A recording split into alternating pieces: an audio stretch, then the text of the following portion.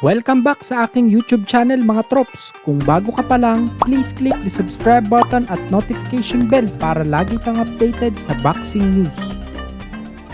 Knockout artist Isaac Pitbull Cruz nagbigay pahayag patungkol sa kung sino ang gusto niyang sunod na makatapat. Sa video na inilabas ng Fight Hub TV ay sinabi niya dito na ang kapwa knockout artist na si Ryan Garcia ang gusto niyang sunod na makalaban. Ayon kay Pitbull ay nagkasundo na ang mga kampo nila sa laban, magmula sa promoters, managers at mismong silang dalawa ni Ryan ay may kasunduan na. Ang tanging rason lang daw kung bakit hindi matuloy-tuloy ang laban na ito na sana'y gaganapin sa buwan ng Abril ay dahil kay Guadalupe Valencia. Sa mga hindi po nakakaalam ay ito po ang abogado at manager ni Ryan.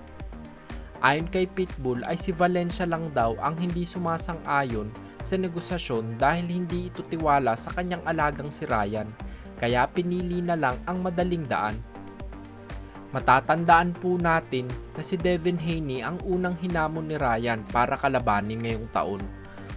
Ngunit pagtapos ng pagkikita at pagsasama nila Floyd Mayweather Jr. at Ryan, ay bigla na lang nagbago ang ihip ng hangin at si WBA Super Lightweight Champion Rolando Romero na ang gusto nitong kalabanin.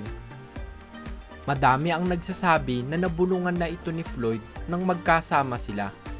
Handang-handa na daw si Pitbull na magbigay trouble sa karera ni Ryan kaya sana lang daw ay pumalag na ito. Nagbigay naman ng pahayag si Golden Boy promoter Oscar De La Hoya sa pamamagitan ng post sa kanyang social media account na tila ba nakakatub na ito kung anong dahilan kung bakit biglang nagbago ang desisyon ng kanyang alagang si Ryan Garcia sa makakalaban nito. Ayon kay Oscar ay bago daw ang pakikipagkita nito kay Mayweather ay si WBC Super Lightweight Champion Devin Haney ang gusto nitong makalaban.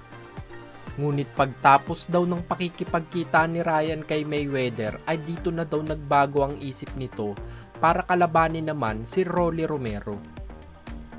Dagdag pa ni Oscar ay ang Golden Boy Promotions na daw ang katrabaho ni Ryan mula pa lamang noong maging professional ito at nagawa nilang maging mabenta siya sa boxing world. Gagawin pa rin naman daw nila ang gusto ni Ryan na kalabanin si Rolly at gagawin nila itong malaking event. Mensahe naman ni Oscar kay Mayweather ay kung gusto daw nitong turuan si Ryan ng sikreto sa magandang depensa sa ibabaw ng ring ay maganda daw ito. Ngunit kung patungkol na sa pagpapromote sa laban gawa ng promoter din si Floyd ay mas mabuti pa daw na wag na itong makialam. Marami naman ang nagsasabi na talagang mas kikita ang laban kung sakaling ang maglalaban ay sina Ryan at Rolly kumpara sa Haney versus Garcia fight. Idagdag pa dyan ay ang mataas na risk na matalo si Ryan kay Haney. Alinman sa dalawa mga tropes ang kalabanin ni Ryan ay may championship belt pa rin nakataya. Sadyang win-win situation lang talaga sa Ryan Garcia versus Rolly Romero fight. Sa tingin nyo mga tropes, sino ba ang magandang kalaban ni Ryan? Si Pitbull, Romero o si Haney? Comment nyo lang ang sagot nyo sa baba.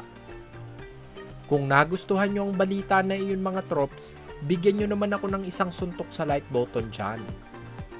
Yun lamang po at maraming salamat.